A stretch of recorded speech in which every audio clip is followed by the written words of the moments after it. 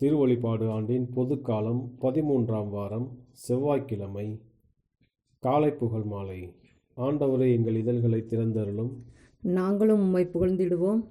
தந்தைக்கும் மகனுக்கும் தூய ஆவிக்கும் ஆட்சி உண்டாவதாக. தொடக்கத்தில் இருந்தது போல இப்போதும் எப்பொழுதும் என்றென்றும் இருப்பதாக. ஆமீன். அல்லேலூயா. அழைப்பு பல்லவியும் அழைப்பு திருப்பாடலும். ஆண்டவர் மேலான பேரரசர், வாருங்கள் அவரை நாம் போற்றுவோம். ஆண்டவர் மேலான பேரரசர், வாருங்கள் அவரை நாம் போற்றுவோம். வாருங்கள் ஆண்டவரை புகழ்ந்து பாடுங்கள். நமது மீட்பின் பாறையை போற்றி ஆர்ப்பரியுங்கள். அவர் திருமுன் நன்றியுடன் செல்வோம். புகழ் பாக்களால் அவரை போற்றி அகமகிழ்வோம். ஏனெனில் ஆண்டவர் மாண்புமிகு இறைவன், அனைத்து தெய்வங்களுக்கும் அனைத்திற்கும் மேலான பேரரசர். பூவுலகின் ஆழ்பகுதிகள் அவர் தம் கையில் உள்ளன. மலைகளின் கொடுமுடிகளும் அவருக்கே உரியன. கடலும் அவருடையதே, அவரே அதை படைத்தார். உலர்ந்த தரையையும் அவர் கைகளை உருவாக்கின.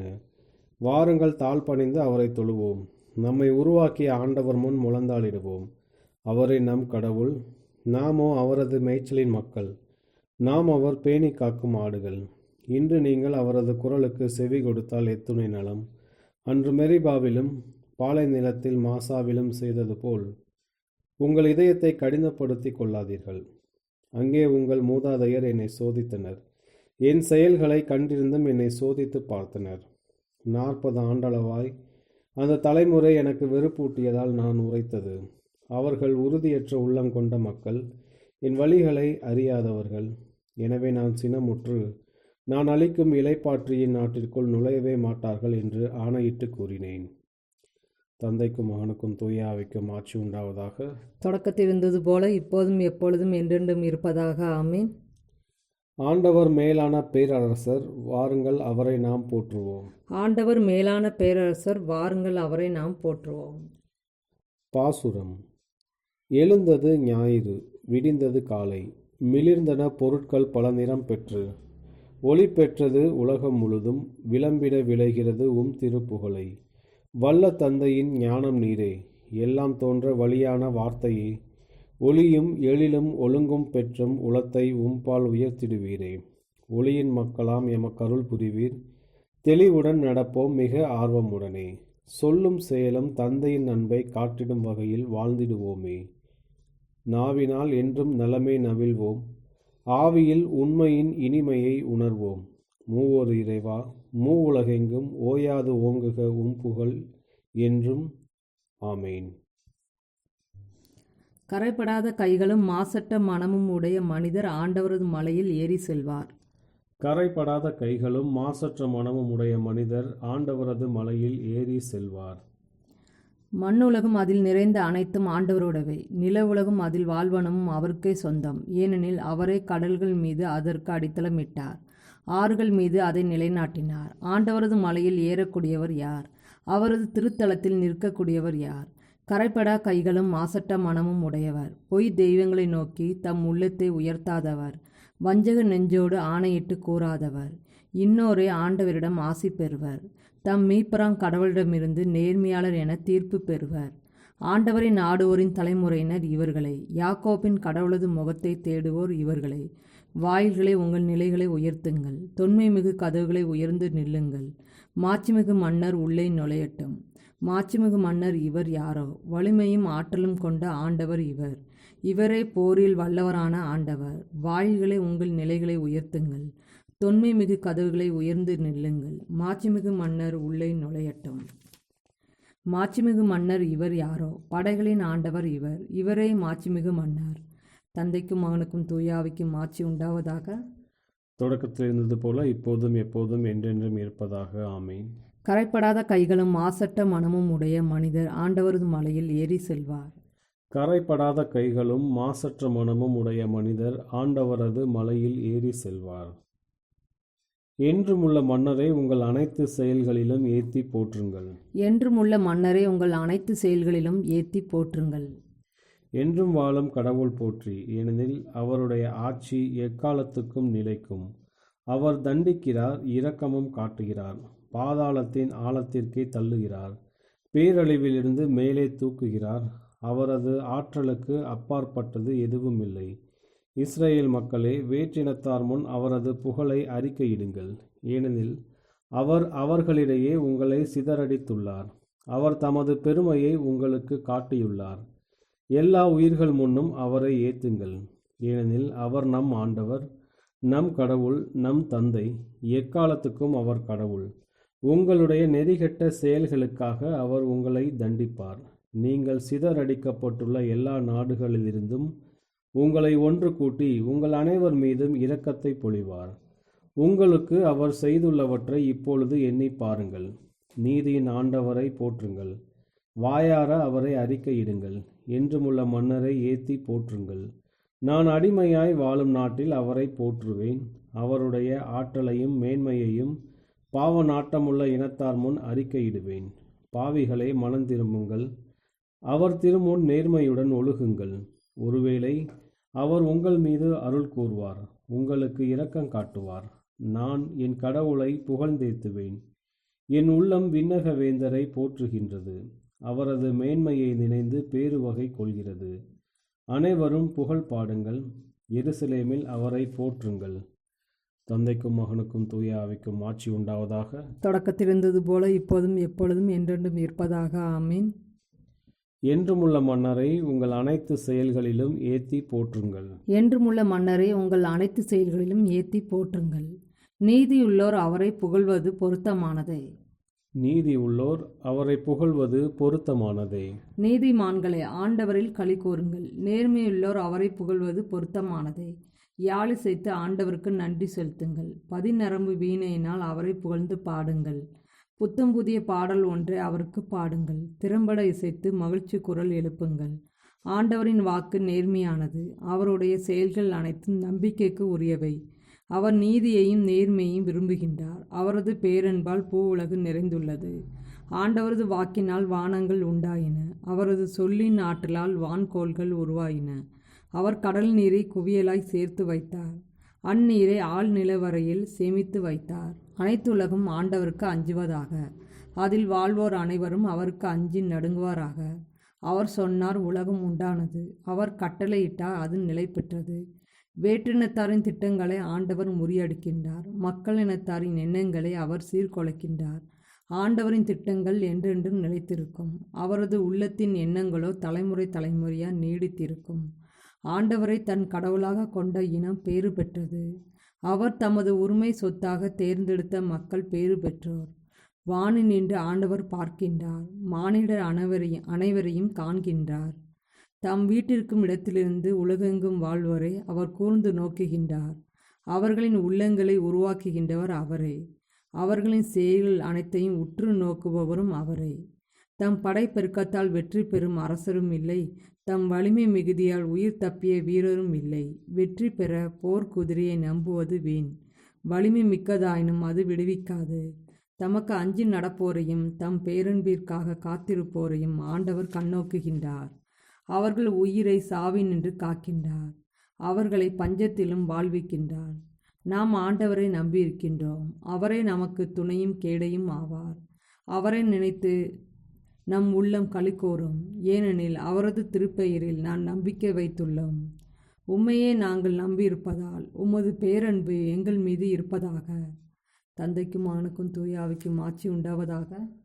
தொடக்கத்தில் இருந்தது போல இப்போதும் எப்போதும் என்றென்றும் இருப்பதாக. ஆமேன். நீதியுள்ளோர் அவரை புகழ்வது பொருத்தமானதே. நீதி உள்ளோர் அவரை புகழ்வது பொருத்தமானதே. ரோமையருக்கு எழுதிய திருமுகத்திலிருந்து வாசகம். உறக்கத்தினின்று விழித்தெழும் நேரம் ஏற்கனவே வந்துவிட்டது. நாம் கிறிஸ்துவின் மேல் நம்பிக்கை கொண்ட போது இருந்ததை விட மீட்பு இப்பொழுது மிக அண்மையில் உள்ளது. இரவு முடியப் போகிறது, பகல் நெருங்கி உள்ளது. ஆகவே இருளின் ஆட்சிக்குரிய செயல்களை களைந்துவிட்டு ஒளியின் ஆட்சிக்குரிய படைக்கலன்களை அணிந்து கொள்வோமாக. பகலில் நடப்பது போல மதிப்போடு நடந்து கொள்வோமாக. ஆண்டவரின் அருள்வாக்கு. இறைவனுக்கு நன்றி. என் ஆண்டவரே எனக்கு துணை, என் நம்பிக்கையை அவரில் நிலைநிறுத்துவேன்.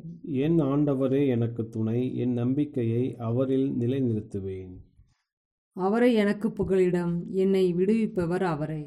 என் ஆண்டவரே எனக்கு துணை, என் நம்பிக்கையை அவரில் நிலைநிறுத்துவேன். தந்தைக்கும் மகனுக்கும் தூய ஆவிக்கும் ஆட்சி உண்டாவதாக. என் ஆண்டவரே எனக்கு துணை, என் நம்பிக்கையை அவரில் நிலைநிறுத்துவேன். முதல் வாசகம். சாமுவேல் 2ஆம் நூலிலிருந்து வாசகம். இதன்பின் தாவீது, நான் யூதாவின் நகர்களில் ஏதேனும் ஒன்றிற்கு செல்லட்டுமா என்று ஆண்டவரிடம் கேட்டார். செல் என்றார் ஆண்டவர். எங்கு செல்லலாம் என்று மீண்டும் தாவீது வினவ, எபிரோன் என்று ஆண்டவர் பதிலளித்தார். ஆகவே தாவீது தம் இரு மனைவியரான இஸ்ரேலை சேர்ந்த ஆகினோவாமுடனும் கர்மேலை சார்ந்த நாபாலின் கைம்பெண்ணான அபிகாயிலுடனும் அங்கு சென்றார்.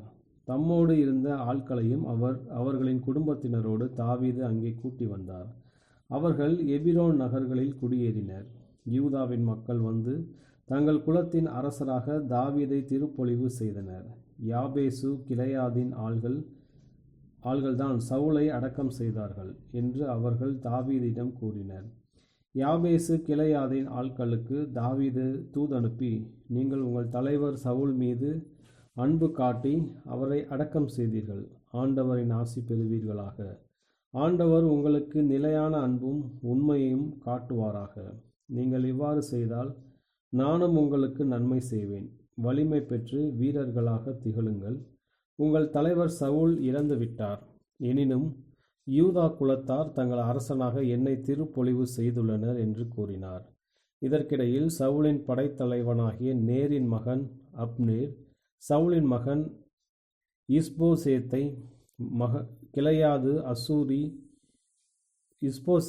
மகனீமுக்கு அழைத்து சென்று, கிளையாது, அசூரி, இஸ்ரியேல், எப்ராயிம், பென்யமின் மேலும் அனைத்து இஸ்ரேல் மேலும் அவனை அரசனாக்கினான். சவுலின் மகன் இஸ்போசேத்து இஸ்ரேல் மீது அரசராள தொடங்கிய போது அவனுக்கு வயது 40. 2 ஆண்டுகள் அவன் அரசனாக இருந்தான். ஆனால் யூதா குலமோ தாவீதை பின்பற்றியது. தாவீது எபிரோனில் யூதா குலத்தின் மீது ஆட்சி புரிந்த காலம் 7 ஆண்டுகளும் 6 மாதங்களுமே. சவுலின் வீட்டாரும் தாவீதின் வீட்டாரும் இடையே ஒரு நீண்ட போர் ஏற்பட்டது. தாவீது தொடர்ந்து வலிமை பெற்றார். சவுலின் வீட்டாரோ தொடர்ந்து வலிமை இழந்தனர். எபிரோனில் தாவீதுக்கு புதல்வர்கள் பிறந்தனர். இஸ்ரியேலை சார்ந்த அகினோவாமுக்கு பிறந்த அம்னோன் அவர் தம் தலைமகன். கர்மேலை சார்ந்த நாபாலின் கைம்பெண்ணான அபிகாயிலுக்கு பிறந்த கிளையாபு அவர் தம் 2ஆம் மகன். கெசூர் மன்னனான தால்மாயின் மகள் மாக்காவுக்கு பிறந்த அப்சலோம் அவர் தம் 3ஆம் மகன். அகீத்துக்கு பிறந்த அதோனியா 4ஆம் மகன். அபித்தாளுக்கு பிறந்த செபட்ரியா 5ஆம் மகன். தாவீதின் மனைவி எக்லாவுக்கு பிறந்த இத்ரயாம் 6ஆம் மகன். இவர்கள் தாவீதுக்கு எபிரோனில் பிறந்தவர்கள். ஆண்டவரின் அருள்வாக்கு. இறைவா உமக்கு புகழ். 2ஆம் வாசகம். மனிதனை திருப்திப்படுத்த நான் விரும்பினால் கிறிஸ்துவின் ஊழியனாய் நான் இருக்க இயலாது. ஆயரான புனித அகுஸ்தினார் ஆற்றிய பிரசங்கம். இதுவே நமது மாட்சிமை, நம் மனசாட்சியின் சான்று. அவசரத்தில் தீர்ப்பிடும் மனிதரும் பிறரது பெயரை கெடுப்பவரும் கிசுகிசுப்போரும் முணுமுணுப்போரும் உள்ளனர். அவர்கள் காணாததை சந்தேகிக்க ஆவலாய் உள்ளனர். தாங்கள் சிறிதளவு சந்தேகப்படாததையும் வெளிநாட்டிற்கு பரப்ப அவர்கள் தயாராய் உள்ளனர். இத்தகைய மனிதருக்கு எதிராய் நம் சொந்த மனசாட்சியின் சான்றை தவிர வேறு என்ன பாதுகாப்பு உள்ளது? சகோதரரே, எவரது அங்கீகாரத்தை நாம் ஆசிக்கின்றோமோ அவரிடத்தில் கூட நமது சொந்த மகிமையை நாம் தேடுவதில்லை, தேடவும் கூடாது. நாம் தேட வேண்டியது அவர்களது மீட்பையே. இவ்வாறு நாம் நடக்க வேண்டிய விதத்தில் நடப்போமாயின் நம்மை பின்பற்றி அவர்கள் வழி தவறி செல்ல மாட்டார்கள். நாம் கிறிஸ்துவை பிரதிபலிப்போமாயின் அவர்கள் நம்மை பிரதிபலிப்பர்.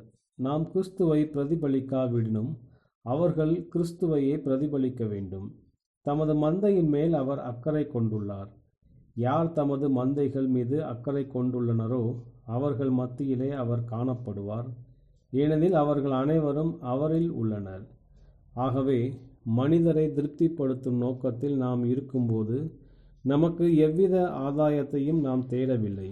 மனிதரில் நம் மகிழ்ச்சியை நாம் எடுத்துக்கொள்ள விரும்புகின்றோம்.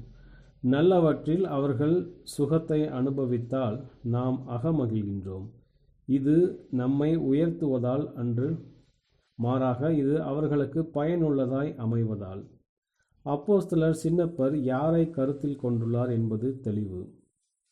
மனிதரை திருப்திப்படுத்த நான் விரும்பினால் கிறிஸ்துவின் ஊழியனாய் நான் இருக்க இயலாது.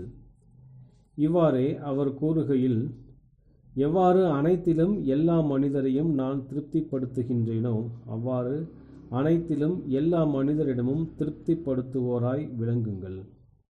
இருப்பினும் இவ்வார்த்தைகள் தண்ணீரைப் போல் தெளிவாக சலனமற்று மேகமற்று உள்ளன. ஆகவே செம்மறியாடுகளைப் போல் நீங்கள் அவரது செய்தியை புசிக்கவும் பருகவும் செய்வீர்களாக. அதை மிதித்தோ கலக்கவோ செய்யாதீர்கள். நம் ஆண்டவராகிய இயேசு கிறிஸ்து அவரது சீடர்களுக்கு கற்பித்ததை நீங்கள் செவிமடுத்தீர்கள். உங்கள் செயல்கள் மனிதர் முன் ஒளிர்வதாக. இவ்வாறு அவர்கள் உங்கள் நற்செயல்களைக் கண்டு வானகத்தில் உள்ள உங்கள் தந்தையை மகிமைப்படுத்துவார்களாக. ஏனெனில் உங்களை இவ்வாறு படைத்தவர் தந்தையே. நாம் அவரது புல்வெளியின் மக்கள், அவரது கரங்களின் செம்மறியாடுகள். எனவே நீங்கள் நல்லவர்களாய் இருப்பின் உங்களை அவ்வாறு படைத்த அவருக்கே புகழ் உரித்தாகுக. இது உங்களுக்கு பெருமையல்ல, ஏனெனில் உங்களை உங்கள் பொறுப்பிலே விட்டிருந்தால் நீங்கள் கொடியவர்களாய் இருந்திருப்பீர்கள். ஆகவே ஏன் உண்மையை திரிக்க நீங்கள் முயல்கின்றீர்கள்? நீங்கள் நல்லவற்றை செய்யும்போது நீங்கள் புகழப்பட விரும்புகிறீர்கள். நீங்கள் தீயவற்றை செய்யும்போதோ இறைவனை பழிக்கின்றீர்கள். ஏனெனில் மனிதர் முன் உங்கள் செயல்கள் ஒளிர்வதாக என கூறியவர், உங்கள் நற்செயல்களை மனிதர் முன் பறைசாட்டாதீர்கள் என்று அதே மலை பிரசங்கத்தில் கூறியுள்ளார். ஆகவே புனித சின்னப்பரில் முரண்பாடு உள்ளதாக நீங்கள் கருதினால் நற்செய்திகளிலும் அவற்றையே நீங்கள் காண்பீர்கள். மாறாக உங்கள் இதயத்தின் தண்ணீரை குழப்பாமல் நீங்கள் இருந்தால் இங்கே மறைநூலின் சமாதானத்தை நீங்கள் கண்டுகொள்வீர்கள். அதனோடு நீங்களும் சமாதானத்தை பெறுவீர்கள். ஆகவே என் சகோதரரே, எவ்வாறு வாழ வேண்டுமோ அவ்வாறு வாழ்வது மட்டும் நமது கவலையாய் இருத்தலாகாது. மாறாக மனிதரின் பார்வையில் அவ்வாறு வாழ வேண்டும். ஒரு நல்ல மனசாட்சியை மட்டும் கொண்டிருந்தால் போதாது. மாறாக நமது வலுவின்மையில் எவ்வளவு கூடுமோ அவ்வளவு நம் பலமின்மையை கட்டுப்படுத்தி நமது வலிமையற்ற சகோதரர் நம்மை குறித்து தவறாக எண்ணும் வண்ணம் எதையும் செய்யலாகாது. இல்லையென்றால் நல்ல புல்வெளிகளில் புசித்து தூய நீரில் பருகி வரும் நாம் இறைவனின் புல்வெளியை மிதித்து விடுவோம். இதனால் வலிமையற்ற செம்மறியாடுகள் மிதிக்கப்பட்ட புல்லை உண்டு கலங்கின நீரினின்று பருக வேண்டி வரும். ஆயரான புனித அகுஸ்தினார் ஆற்றிய பிரசங்கம்.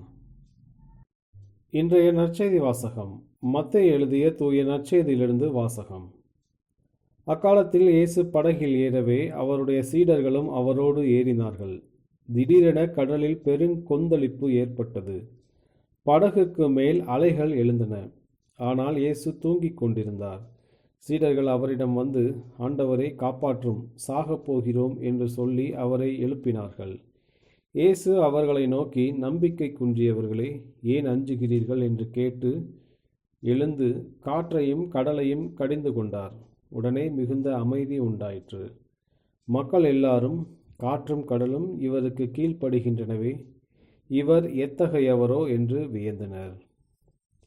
ஆண்டவரின் அருள்வாக்கு. கிறிஸ்துவே உமக்கு புகழ். சக்கரியாவின் பாடலும் முன்மொழியும். தம் தூய இறைவாக்கின வாயினால் தொடக்கம் முதல் அவர் மொழிந்தபடியே அவர் தம் ஊழியராகிய தாவீதின் குடும்பத்தில் வல்லமையுடைய மீட்பர் ஒருவர் நமக்காக தோன்ற செய்தார்.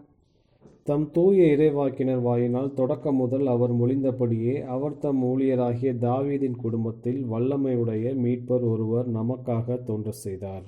இஸ்ரேலின் கடவுளாகிய ஆண்டவரை போற்றுவோம், ஏனெனில் அவர் தம் மக்களை தேடி வந்து விடுவித்தருளினார். தம் தூய இறைவாக்கின வாயினால் தொடக்கம் முதல் அவர் மொழிந்தபடியே அவர் தம் ஊழியராகிய தாவீதின் குடும்பத்தில் வல்லமையுடைய மீட்பர் ஒருவர் நமக்காக தோன்ற செய்தார். நம் பகைவரிடந்தும் நம்மை வெறுப்போர் அனைவரும் பிடியிருந்து நம்மை மீட்பார். அவர் நம் மூதாதிற்கு இரக்கம் காட்டி தமது தூய உடன்படிக்கையும் நம் தந்தையாக ஆபிரகாமுக்கு அவரிட்ட ஆணையின் நிறைவேற்ற நினைவு கூர்ந்தார். இவ்வாறு நாம் பகைவரின் பிடியிலிருந்து விடுவிக்கப்பட்டு தூய்மையோடும் நேர்மையோடும் வாழ்நாள் எல்லாம் அச்சமின்றி அவர் திருமுன் பணி செய்யுமாறு வழிவகுத்தார். குழந்தா, நீ உன்னத கடவுளின் இறைவாக்கின எனப்படுவாய். ஏனெனில் பாவ மன்னிப்பால் வரும் மீட்பை அவர் தம் மக்களுக்கு அறிவித்து ஆண்டவருக்கான வழியை செம்மைப்படுத்த அவர் முன்னே செல்வாய். இருளிலும் இறப்பின் பிடியில் இருப்பவருக்கு ஒளி தரவும், நம்முடைய கால்களை அமைதி வழியில் நடக்க செய்யவும், நம் கடவுளின் பரிவுள்ளத்தாலும் இரக்கத்தாலும் விண்ணிலிருந்து விடியல் நம்மை தேடி வருகிறது. தந்தைக்கும் மகனுக்கும் தூய ஆவிக்கும் ஆட்சி உண்டாவதாக. தொடக்கத்தில் இருந்தது போல இப்போதும் எப்போதும் என்றென்றும் இருப்பதாக. ஆமேன். தம் தூய இறைவாக்கின வாயினால் தொடக்கம் முதல் அவர் மொழிந்தபடியே அவர் தம் ஊழியராகிய தாவீதின் குடும்பத்தில் வல்லமையுடைய மீட்பர் ஒருவர் நமக்காக தோன்ற செய்தார். தம் தூய இறைவாக்கினர் வாயினால் தொடக்கம் முதல் அவர் மொழிந்தபடியே அவர் தம் ஊழியராகிய தாவீதின் குடும்பத்தில் வல்லமையுடைய மீட்பர் ஒருவர் நமக்காக தோன்ற செய்தார். மன்றாட்டுகள். கடவுளின் வாழ்வில் பங்கு பெற அழைக்கப்பட்டுள்ள கிறிஸ்தவர்களாகிய நாம் நமது நம்பிக்கையில் தலைமை குருவாகிய இயேசு ஆண்டவரை போற்றுவோம். நீரே மீட்பர் எம் கடவுள். எல்லாம் வல்ல அரசரே, திருமுழுக்கின் வழியாக நீர் எங்களை அரச குருக்களின் கூட்டத்தினர் ஆக்கினீர். நாங்கள் உமக்கு இடையறாது புகழ்ச்சி பலி செலுத்துவோமாக. நீரே எம் மீட்பர் எம் கடவுள். உம் கட்டளைகளில் நாங்கள் கருத்தூன்றி நிற்க செய்தருளும். தூய ஆவியாரால் நீர் எம்மிலும் நாங்கள் உம்மிலும் குடிகொண்டிருக்க செய்தருளும். நீரே எம் மீட்பர் எம் கடவுள். முடிவில்லாத ஞானமே, எம்மிடம் எழுந்து வாரும். இன்று எம்மோடு தங்கி எங்களில் செயலாற்றுவீராக. நீரே எம் மீட்பர் எம் கடவுள். நாங்கள் பிறர் மீது அக்கறையும் அன்பும் உள்ளவர்களாக இருக்க அருள் புரியும். நாங்கள் சந்திப்பவர்களுக்கு மகிழ்ச்சியை அளித்திட அருள் கூறும். நீரே எம் மீட்பர் எம் கடவுள். நம்முடைய தனிப்பட்ட மன்றாட்டுகள். ஆண்டவரின் இறைவேண்டல். விண்ணுலகில் இருக்கிற எங்கள் தந்தையே, உமது பெயர் தூயது என போற்றப்பெறுக. உமது ஆட்சி வருக. உமது திருவுளம் விண்ணுலகில் நிறைவேறுவது போல மண்ணுலகிலும் நிறைவேறுக. எங்கள் அன்றாட உணவை இன்று எங்களுக்கு தாரும். எங்களுக்கு எதிராக குற்றம் செய்வோரை நாங்கள் மன்னிப்பது போல எங்கள் குற்றங்களை மன்னியும். எங்களை சோதனைக்கு உட்படுத்தாதையும் தீமையிலிருந்து எங்களை விடுவித்தரலும். கிறிஸ்துவின் சமாதானம் உம் ஆன்மாவோடு இருப்பதாக. இறுதி மன்றாட்டு. ஆண்டவரே, எமது காலை வேண்டலை கருணையோடு ஏற்றருளும். உமது மீட்கும் அன்பினால் எம் உள்ளத்தின் அடித்தளத்தில் உமது அருள் ஒளி ஊடுருவ செய்தருளும். இவ்வாறு தகாத ஆசைகளால் எங்கள் உள்ளம் இருளடையாதிருப்பதாக. உமது விண்ணக அருளினால் புத்தொளி பெற்று நாங்கள் புதுப்பிக்கப்படுவோமாக. உம்மோடு தூய ஆவியின் ஒன்றிப்பில் இறைவனாய் என்றென்றும் வாழ்ந்து ஆட்சி செய்கின்ற எங்கள் ஆண்டவரும் உமது திருமகனுமாகிய இயேசு கிறிஸ்து வழியாக உம்மை மன்றாடுகிறோம். ஆமீன். ஆண்டவர் நம்மை ஆசீர்வதித்து தீமைகள் அனைத்திலிருந்து பாதுகாத்து நிலை வாழ்வுக்கு அழைத்துச் செல்வாராக. ஆமீன்.